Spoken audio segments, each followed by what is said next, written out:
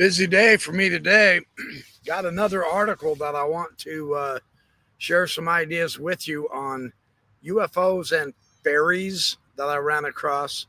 This is really interesting. Bear with me. Let's take a look at this. The most popular belief today is that UFOs are spaceships piloted by aliens from outer space. Now, that has been a lot of my thinking to date up to now, but another good theory which never gets as much press is the one that says UFOs may be right here from Earth. And this is also true. This might be an important point we need to consider. Instead of being extraterrestrials, UFO aliens might be ultra-terrestrials, a species that has always been here. It evolved on Earth along with Homo sapiens, but which represents a species far superior. These ultra-terrestrials are so superior to us, it's almost impossible for us to comprehend their existence. I would propose, for one thing, because if they were that vastly superior to us, they would already be ruling the planet, and they're not. Why would we have been allowed to become the dominant species? Right? So all we know of them are fleeting glimpses of lights in the sky, occasional bizarre encounters between human beings and so-called aliens, another unexplained phenomenon. That's true. Think of how a group of monkeys in the wild perceive human beings. Because their own level of consciousness is so limited, they cannot comprehend that we humans are beyond being just another kind of animal. They might see a jet or a helicopter or a car, but to the monkeys, nothing in their consciousness can explain these amazing things. But then monkeys don't dominate the earth either. We don't have to hide from the monkeys. In my opinion, that's the downside of this whole premise.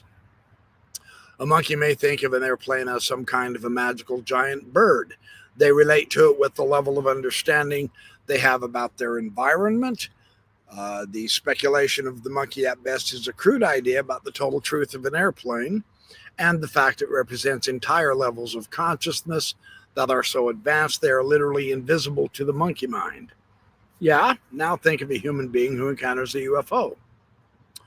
To us, a UFO seems to be some kind of flying mechanical aircraft. But the true nature of the UFO may be as different from a space bird as a bird is from an airplane.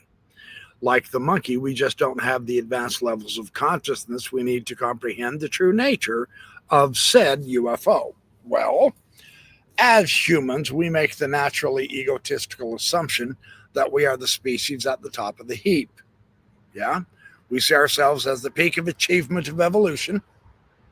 We even make the bold claim that God, the supreme architect of the entire universe, created us in his own image.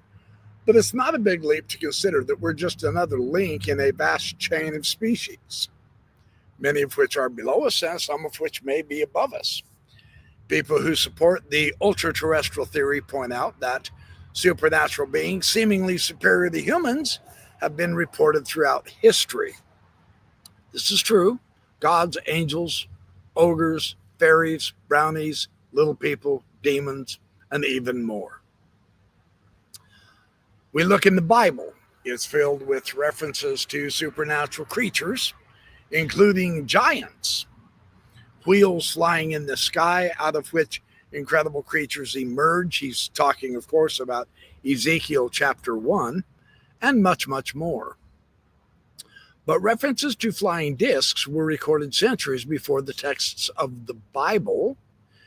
Cave drawings dating to 30,000 BC depict numerous drawings of discs floating around in the sky, remarkably similar to modern UFO photos. I personally am not so sure about that in the cave drawings. He's got a link. I'm going to try to go to it. Oh, I will get back with that then. Hold on. Oh, and it won't let me show you, so I'm not going to worry about that at this point. That'll be another video. That might be fun to look at. Some maverick UFO investigators have pointed out the amazing similarities of modern UFOs to that of elves or fairies and the various little people famous in the folklore of many cultures. Interestingly, just so you know, Carl Ruck has indicated that these types of little people, gnomes, fairies, dwarves, etc., come because of mushrooms and the ingestion of mushrooms. And in fact, the mushrooms themselves are the the thing that brings about the reality of the fairies and the little people. Just so you're aware, fairies are well known for kidnapping people, and that is true. The same irritating habit that UFOs have. That's interesting. People who are abducted report incidents of missing time, and that's a phenomenon very similar to time lapses reported by people who have been taken and returned from fairyland. Oh, that's an interesting parallel. Fairies, like modern aliens, tend to be diminutive creatures with large magical eyes. Many reports of alien abductions even include power rods used to paralyze abductees, just as fairies wield their magic wands. One of the most interesting comparisons between aliens and fairies is that both of them are interested in stealing babies. One of the most fairly common fairy activities is swiping babies from cribs, sometimes replacing them with a false double or a changeling, as they are sometimes called. A large part of the modern UFO literature involves aliens abducting women, impregnating them, and later abducting them again, only to remove and take the unborn baby right out of the womb. So, we have here clearly both UFO occupants and fairies have a fairly strong affinity for the baby stealing business. Fairies are closely associated with nature, just as modern aliens also display a certain obsession with environmental issues. One of the most common alien abduction scenarios involves aliens who force people to watch movies depicting massive environmental degradation caused by modern human civilization. The aliens then give them a lecture on environmental issues and let them go. But if they were so vastly superior to us in the first place, why would they let us do massive environmental degradation at all? That's my question. If aliens truly are a superior species from Earth and evolved on Earth, it would make sense that they would be concerned about another species wrecking the planet. It would even make more sense if they would just simply stop the species from doing so. I don't quite grasp the logic here, or the lack of the logic here.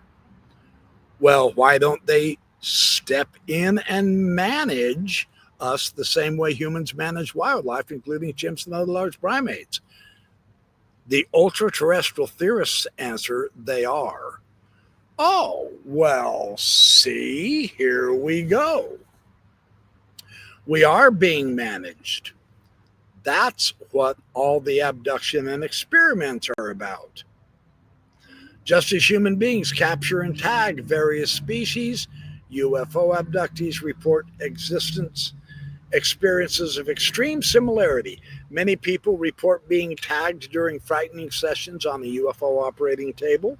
Some of these tags have even been recovered or show up on MRI exams and remain unexplained.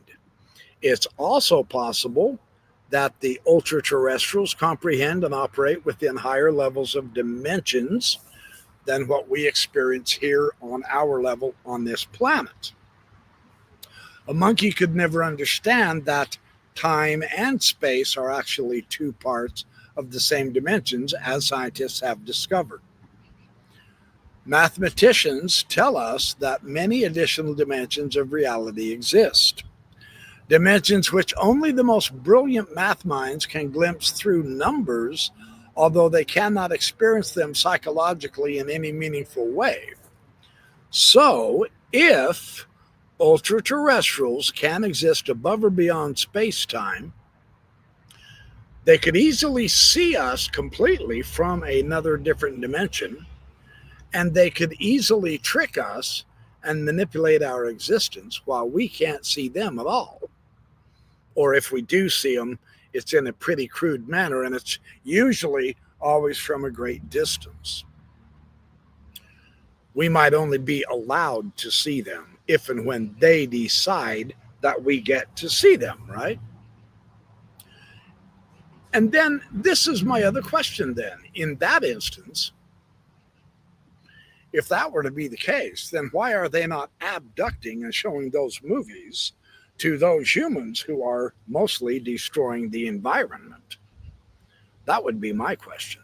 If you don't like the way particular animals are treating their area, what do? You take them out of the pen and move them elsewhere. You don't show up to the other animals that aren't causing the problems and show them movies. No, you simply take the problem animals and take them elsewhere. You deal with the problem animals. So this is kind of an interesting idea. I get what the author is doing, but I don't agree with him. Let's see the rest of his idea. Imagine when a bear is shot with a drugged dart from a helicopter hovering above him. Imagine how terrified, and that would be the state of the bear. Imagine the terrified bear is of the bizarre flying monster and the noise and the lights that come out of it. Now imagine that the bear thinks of the strange being that came out of the flying monster. The strange beings poke and prod him. They look inside his mouth. They apply a tag to his ear and then let him go. Why? How can a bear understand or interpret the meaning of this incident on its level of consciousness? Well, the fact is it can't. It just seems to make sense. Human beings are so advanced and superior as to be incomprehensible.